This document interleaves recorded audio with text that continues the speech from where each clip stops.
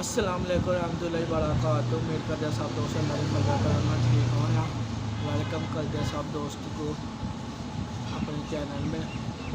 मोहम्मद नुमान आपकी खिदमत में आ गया। आज का बड़ा करते हैं शुरू। आज का बड़ा करा हम लोग आज जुमा पढ़ने के लिए जा रहे हैं। अभी जुमे का टाइम अभी 1 घंटा बाकी। अभी नहाएंगे, कपड़े बदलेंगे, फिर जुमा पढ़ने के लिए जाएंगे। मिलते हैं जुम्मे में। दोस्तों आज दूसरा जुम्मा मुबारक लाबा जुम्मे के सर के साथ दोस्तों को सलामत रखे। दोस्तों नहाना नूना हो गया, कपड़े चेंज कर लिया। चलो चलते हैं अभी जुम्मा पढ़ने के लिए। जुम्मे के